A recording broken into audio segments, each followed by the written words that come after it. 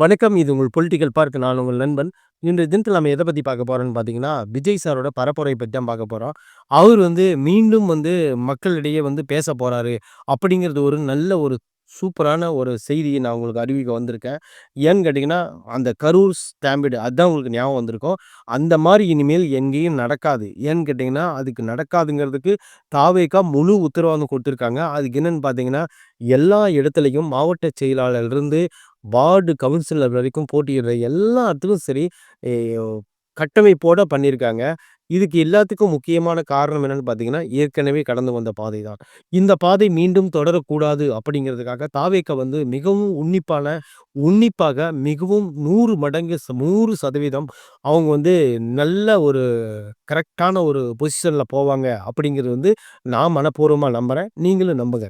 Okay. இப்போ first எங்க ஆரம்பிக்கிறாங்கன்னு பார்த்தீங்கன்னா, சென்னையில ஆரம்பிக்கிறாங்க. சென்னையில ஆரம்பிச்சு நேரா அப்படியே என்ன பண்றாங்கன்னு பார்த்தீங்கன்னா, கிருஷ்ணகிரி, தர்மபுரி வழியா கோயம்புத்தூர், நீலகிரி வழியா போய் அப்படியே ஈரோடு வழியா நெல்லை, இந்த பக்கம் விழுப்புரம், சாரி, இந்த பக்கம் அ விருதுநகர், அந்த பக்கம் ராஜபாளையம், அந்த பக்கம் அப்படியே மதுரை, அப்படி இப்படி சுத்தி அப்படியே குற்றாலம் அப்படியே நேரா என்ன பண்றாங்கன்னு பார்த்தீங்கன்னா, மீண்டும் சென்னை, வேலூர் அந்த மாரி திருவண்ணாமலை அந்த லைன்ல போய் கடலூர் அந்த மாரி பாண்டிச்சேரி அப்படி போறாங்க. ஓகேங்களா? இப்படி ஒரு ரவுண்டிங் சுத்தி வராங்க இவங்க. ஓ இது ந ஒ ஒரு நாளைக்கு 3 நாளைக்கு 3 இடம், 2 இடம் அந்த மாரி தான் பார்க்க போறாங்க. இது எந்த அளவுக்கு சாத்தியம் அப்படிங்கிறது எனக்கு இன்னுமே கொஞ்சம் பதட்டமா தான் இருக்கு. ஆனா இது சாத்தியப்படுத்தி காட்டணும் அப்படின்னு சொல்லிட்டு ஒரு முடிவோட தான் இருக்காங்க. ஏன்னு கேட்டீங்கன்னா, தேர்தலுக்கு இன்னும் 2 மாசம் தான் இருக்கு. இந்த 2 மாசத்துக்குள்ள இவங்க என்னென்ன சொல்ல முடியுமோ அனைத்தும் சொல்லணும். யார யார சந்திக்க முடியுமோ அனைத்தும் சந்திக்கணும். அல்லது இதே மாரி கிணத்துல போட்ட கல்லு மாரி இருந்தாங்கன்னா, இவங்க கண்டிப்பா என்ன சொல்றது, மக்கள் மனசுல இப்போ நெகட்டிவ் தாட்ஸ், அதாவது நெகட்டிவ் தாட்ஸ் வர்றதுக்கு வாய்ப்பு நெறைய இருக்கு. அது எந்த மாரி தாட்ஸ்ன்னு பார்த்தீங்கன்னா, இப்போ இபிஎஸ் ஒரு பக்கம் இலவசங்கள அள்ளி தெளிச்சுக்கிட்டு இருக்கிறாரு. இன்னொரு பக்கம் பார்த்தீங்கன்னா, எந்த ஒரு காரணத்துக்காகவும் நாம் இந்த கட்சி விட்டவே குடுக்கக்கூடாது அப்படின்னு ஒரு பெரிய ஒரு டீம வச்சு வேலை செஞ்சுட்டு இருக்காரு திமுக அரசு. இந்த 2 பேர்த்துக்கும் இடையில இப்போ ஒரு சின்ன பேருந்து மாரி அந்த பேருந்துக்குள்ள உட்காந்துக்கிட்டு, இந்த தமிழ்நாட்டு ஃபுல்லாவே ஜெயிக்கணும் அப்படின்னு நினைக்கிறது எவ்வளவு ஒரு கஷ்டம் தெரியுமா? இதெல்லாம் வாய்ப்பே கிடையாது. அப்படிதான் நம்ம நினைப்போம். ஏன்னு கேட்டீங்கன்னா, இது ஜெயிக்கிறதுக்கான நேரம். இந்த 2 மாசம் மட்டும் தான் தளபதியோடைய ஒரு வேகத்தையும், ஒரு உத்வேகத்தையும் பழையபடி வீட்டிலேயே இருக்காம, எப்பயுமே வெளிய மக்களோட மக்களா கலந்து ஆ பரப்புரை பண்ணணும்னு அவருக்கு ரொம்ப ரொம்ப விருப்பம். ஏன்னு கேட்டீங்கன்னா, இந்த ஸ்டாம்பிடுக்கு அப்புறம் தான் பயப்படுறாரு. அதுக்கு முன்னாடி கூட அவரு என்ன பண்ணாருன்னு பார்த்தீங்கன்னா, ஏதோ பக்கம் கூட்டம்னா ஓகே, ஈஸியான ஒத்துக்குவாரு. ஆனா, இப்போ ஒரு கூட்டம்னாவே அது எத்தன பேர் வருவாங்க? எந்தெந்தல நிக்கப்பாங்க? எத்தன போலீஸ் பாதுகாப்பு? யார் யார் இருக்காங்கன்னு சொல்லிட்டு இவரு பார்க்கறதுக்கே இப்ப யோசிக்கிறாரு. அந்த மாரி ஒரு சூழ்நிலைய உருவாக்கி விட்டுட்டாங்க. அந்த இடத்துல நடந்த அந்த ஸ்டாம்பீடு. சரி, ஓகே. இதுக்கப்புறம் நடக்கப் போகிற காரியங்கள் கரெக்ட்டா நடக்குமான்னு பார்த்தீங்கன்னா, நடக்கும். எதுக்கு முக்கியமான காரணம் என்னன்னு பார்த்தீங்கன்னா, அமைச்சர் செங்கோட்டையன் அவர்கள் தாவேக்காவுல இருக்கிறது தான் முக்கியமான காரணம் அப்படின்னு பார்க்கப்படுது. அதுக்கு எதுக்கு அதுக்கு அதுக்கு எப்படி அவரு முக்கியமான காரணம்னு சொல்லிட்டு நீங்க சொல்லலாம் அப்படின்னு சொல்லிட்டு நீங்க என்ன கேட்டீங்கன்னா, அதுக்கு நான் சொல்லக்கூடிய ஒரு காரணம் என்னன்னு பார்த்தீங்கன்னா, ஆ எம்ஜிஆர் அவர்கள் தன்னுடைய பிளான பண்ணும்போது செங்கோட்டையன் வச்சுட்டு தான் பண்ணுவாரு. அவரு என்ன பண்ணுவாருன்னு பார்த்தீங்கன்னா, சில நேரங்கள்ல இந்த இடத்துல கூட்டம் பேசலாமா? பேசக்கூடாதா? கூட்டம் வருமா? வராதான்னு சொல்லி ஒரு எக்ஸ்பிளனேஷன் பண்ணி குடுக்குறதே யாருன்னு பார்த்தீங்கன்னா, செங்கோட்டையன் அவர்கள் தான். அவரு தான் இந்த இடத்துல போலாம், போக்கூடாது அந்த மாரின்னு சொல்லிட்டு அவரு வகுத்து குடுக்குறவரே அவரு தான். டூர் காம்படேட்டர் அப்படின்னு சொல்லிட்டு சொல்லுவாங்க. அத அப்படி பண்ணக்கூடியவர் அவரு தான். அவரு தான் அந்த இடத்துக்கெல்லாம் செ செலக்ஷன் பண்ணுவாரு. அந்த இடத்துல கொண்டு எம்ஜிஆர நிறுத்தி பேச வைப்பாரு. அந்த மாரி ஒரு ஆளுமை கொண்டவர் தான் அவரு. குறிப்பா சொல்ல போனோம்னா, கொ கொங்கு நாடு ஃபுல்லாவே அவரு தான் கையில எடுத்துக்கிட்டாரு. எம்ஜிஆர கூட்டிட்டு போறதும், கூட்டிட்டு வரதும், ஜெயலலிதாவுக்கே சில ஆலோசனைகள் சொல்லுவாரு அவரு. அந்த மாரி ஒரு திறமை படைத்தவர். அவரு இப்ப இருக்கிறதுனால வந்து ஒரு ஓரளவுக்கு நம்ம விஜய் சார் பாதுகாப்பா கூட்டு வருவாரு. மக்களுக்கும் பாதுகாப்பா இருப்பாங்க அப்படிங்கிறது ஓரளவுக்கு நம்ம நம்பலாம். சரி, ஓகே. அடுத்ததா நம்ம எத யோசிக்கணும்னு பார்த்தீங்கன்னா, அடுத்தது வரக்கூடிய கூட்டம். அந்த கூட்டத்துக்கு கரெக்ட்டா நம்ம தண்ணீர் பாட்டில் குடுக்குறோமா? சாப்பாடு குடுக்குறோமா? அல்லது வேற ஏதாவது தயாரிப்பு மொபைல் டாய்லெட் வச்சிருக்கிறோமா? அப்படின்னு சொல்லிட்டு குறிப்பா எல்லாருமே இனிமேல் பார்க்க ஆரம்பிப்பாங்க. அது சின்ன குறையா இருந்தா கூட அத பெருசிய பூதாகரமா பண்ணி, எப்படியாவது இந்த கட்சிய கமுத்திரணும் அப்படிங்கிறத நெகட்டிவ் நெறைய பேர் பின்னாடி வேலை செய்றானுங்க. அது ஒரு 10 பேர், 20 பேர், 100 பேர்லாம் கிடையாது. லட்சம் பேருக்கு மேல வேலை செய்றாங்க. தாவேக்கா ஒழிச்சு கட்டணும் அப்படிங்கிற ஒரே ஒரு நோக்கத்துக்காக 1,00,000 பேருக்கு மேல வந்து வலைதளங்கள்ல வேலை செஞ்சுட்டு இருக்காங்க. அவங்கலாம் யாரு அந்த புல்லுருவிகள் அப்படின்னு நீங்க கண்டுபிடிக்கிறது ரொம்ப ரொம்ப ஈஸி. எவன் விஜய் திட்டுறானோ அவன் எல்லாருமே காசு வாங்கிட்டு தான் பண்றான் அப்படிங்கிற இந்த மைண்ட் தாட் மட்டும் உங்களுக்கு மனசுல இருந்தா போதும். அவ்வளோதான். அவங்க சொல்றதான் எதுவும் நீங்க நம்பாதீங்க. நம்புனீங்கனாவே நீங்க கண்டிப்பா வந்து நீங்க வந்து அவங்களுக்கு அடிக்ட் ஆயிட்டீங்க அப்படின்னு தான் அர்த்தம். சரி, ஓகே. அது ஒரு பக்கம் இருக்கட்டும். இப்ப இந்த வலைதளங்கள்ல பேசக்கூடிய சில பேரு விஜய் பத்தி அவதூறு பேசக்கூடியவங்களுக்காக, நம்ம ஒரு வீடியோ நம்ம அத தனியா போட்டுக்குவோம். அது ஆல்ரெடி நான் தனியாவும் போட்டுருக்கேன். இனிமேல் தனியா வேணும்னா தனியாவும் போட்டுக்கலாம். சரி, ஓகே. இந்த பரப்புரை எல்லாம் இப்படி நடக்கும். அந்த 2 மாசத்துக்குள்ள எல்லாத்தையும் கண்ட்ரோல் பண்ணணும் அப்படின்னு சொல்லி நீங்க பார்த்தீங்கன்னா இப்போ வந்து ஒரு முக்கியமான நியூஸ் வரப்போகுது. என்னன்னு பார்த்தீங்கன்னா, விஜய் சார் வந்து இலவசங்கள சலுகைகள வேண்டான்னு நான் சொல்லல. கண்டிப்பா சலுகை தேவை. ஏன்னா, மக்கள் எல்லாருக்குமே சலுகைன்னா, ஒரு எப்படின்னு சொல்றது, உழைச்சு சாப்பிடுறதுக்கு ஒரு குடும்பத்தில ஒரு 5 பேர் இருக்குன்னு வச்சுக்கோங்களேன். 5 பேர்ல ஒருத்தர் மட்டும் வேலை செய்வாரு. அப்பா, மீதி 4 குழந்தைங்க இருப்பாங்க. 3 குழந்தைகள், ஒரு தாய் இருப்பாங்க. தாய் வீட்டு வேலை செஞ்சுட்டு இருக்கலாம். அல்லது வந்து அவங்களும் சிறு வருமானம் செஞ்சுட்டு இருக்கலாம். இப்பன்னா ஒரு ஆள் சம்பளத்தில வந்து அது கட்டுப்படுத்த முடியாது. அவங்களுக்கு ஒரு சலுகை தேவைப்படும். அல்லது வந்து வந்து நீங்க வந்து பார்த்தீங்கன்னா, ஒரு 2 கணவன் மனைவி இருப்பாங்க. கணவன் மனைவி இருந்தாங்கன்னா, நோய்வாய்ப்பட்டோ அல்லது வந்து வேலை இல்லாமலோ, வேற ஏதாவது இருக்கும்போது வந்து அவங்களுக்கு சலுகை தேவைப்படும். அவங்களுக்கும் ஏதோ ஒரு சலுகை கிடைக்கணும் அப்படின்னு சொல்லி நினைப்பாங்க. அந்த வகையில வந்து இவர் என்ன நினைக்கிறாருன்னு பார்த்தீங்கன்னா, எல்லாத்துக்கும் சலுகை தேவைப்படும். யாரும் வந்து சலுகை இல்லாம இந்த நம்ம ஒரு அரசியல்வாதினா என்ன? இவங்க நம்மளுக்கு ஏதாவது தருவாங்க, ஏதோ நம்மள பார்த்துக்குவாங்க, நம்மளுக்கு வாழ்வாதாரத்துக்கு ஏதாவது செய்வாங்க அப்படின்னு சொல்லி தானே அவங்கள தேர்ந்தெடுக்காங்க. இப்போ ரோட்டே வேணுனா கூட, ஒரு ரோடு வேணுனா கூட, ஒரு போக்குவரத்து மக்களுக்கு அது செய்யக்கூடிய ஒரு கடமைனா கூட, அது நம்மளுக்கு ஒரு சலுகை தானே. இப்போ கல்லும் மண்ணும் போற ரோட்ல வந்து நம்ம வண்டியில நல்லா நல்லா சௌரியமா போறோம்னா, அது ஒரு சலுகை தான். அதுக்கு வந்து நம்ம டாக்ஸ் கட்டுறோம். அதுக்கு வந்து நம்ம வந்து அந்த ரோட்ட பராமரிக்கிறது, நம்ம வந்து அதுக்கு அது நம்மகிட்ட வரிப்பணத்த எடுத்து தான் அவங்க கட்டுறாங்க. ஆனா இருந்தாலும் இது வந்து நமக்கு ஈஸியா கிடைக்கிறதுனால இதை சலுகையாகவும், அது வந்து அவங்க செய்யக்கூடிய கடமையாகவும் பார்க்கப்படுது. சரி, ஓகே. அந்த கடமையும் அவங்க கரெக்ட்டா செய்றாங்களான்னு பார்க்குறோம். இத்தன வருஷமா கரெக்ட்டா செஞ்சாங்களா? அப்படின்னு நீங்க மனசாட்சி தொட்டு சொல்லிக்கங்க. சரி, ஓகே. அது ஒரு பக்கம் இருக்கட்டும். இப்போ வந்து விஜய் சார் வெற்றி பெற முடியுமா? முடியாதா? அப்படிங்கிறது ஒரு பக்கம் இருக்கட்டும்.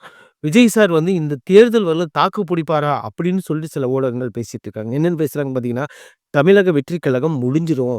இந்த தமிழகம் வெற்றி கழகம் வந்து பேக் அடிச்சிரும். தமிழக வெற்றி கழகத்துக்கு வந்து இந்த தேர்தல்ல வந்து வாய்ப்பு கிடையாது. வாய்ப்பு குறைவு.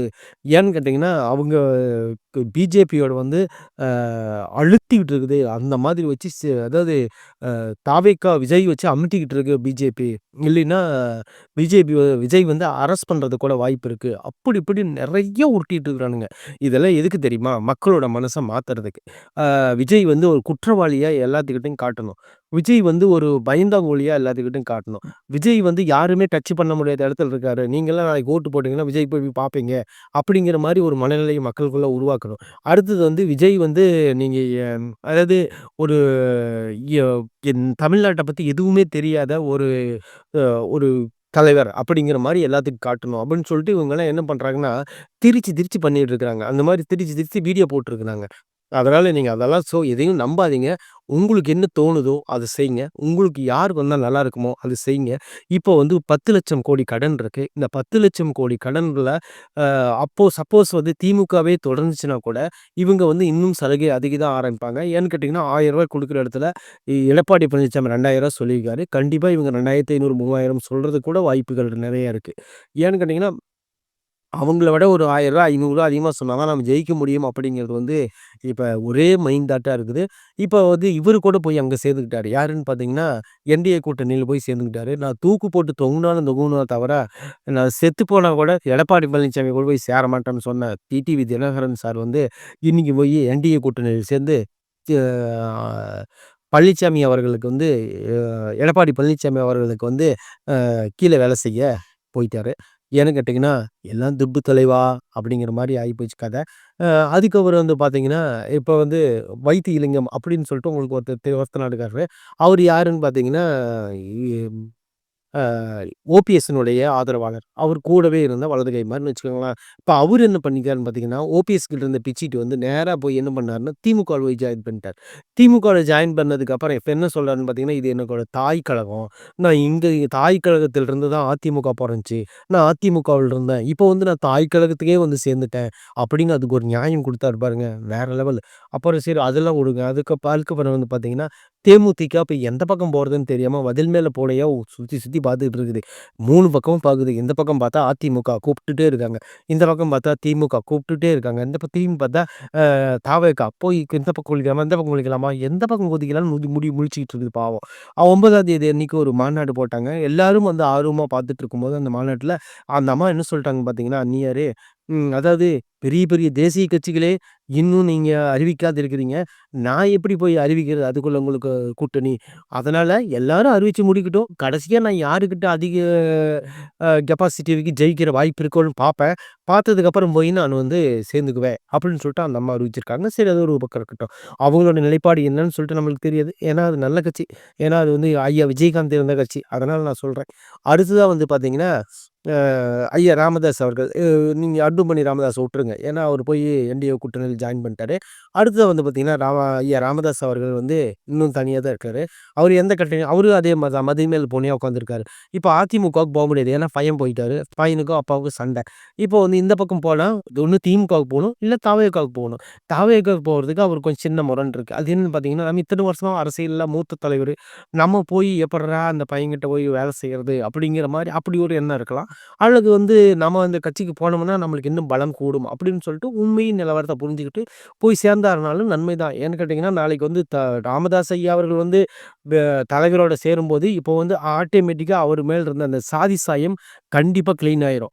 ஏன்னு கேட்டீங்கன்னா, ஒரு தாவேகா கட்சியில அவர் சேர்ந்துட்டாருன்னா, விஜய் ரசிகர்கள் மட்டும் தான் அவர பார்ப்பாங்களே தவிர, அவர் வந்து ஒரு வன்னியர் சமுதாயம் அப்படின்னு யாருமே பார்க்க போறது கிடையாது. அந்த மாரி ஒரு சாதி சாயம் இத்தன நாள் இருந்த ராமதாஸ் ஐயா மேல விஜய் சார் கூட போய் சேர்ந்தாருன்னா, அந்த சாயம் வந்து கண்டிப்பா நீங்கிரும் அப்படின்னு சொல்லி தான் நான் நெனைக்கிறேன். இது வந்து அவர் என்ன நெனச்சாலும் சரி, ஏன்னா இதுதான் நிஜமான உண்மை. அப்புறம் அடுத்ததா வந்து பார்த்தீங்கன்னா, இவங்க எல்லாருமே வந்து தனித்தனியா இருக்காங்க. இவங்க 2 பேரும் மதில் மேல பூனையா இருக்காங்க. மீதி எல்லாம் கிட்டத்தட்ட அடைக்கலம் ஆயிருச்சுன்னு வச்சுக்கோங்களேன். அடுத்தது வந்து பார்த்தீங்கன்னா, சசிகலா டீம் அப்படின்னு ஒன்று இருக்கு. இருக்கான்னு கேட்டீங்கன்னா, இருக்குப்பா. எல்லாரும் என்ன மறந்துட்டீங்களே! நானும் திமுகனோட எதிரி தானப்பா! அப்படின்னு சொல்லிட்டு அந்த அம்மாவும் போராடிட்டு இருக்கு.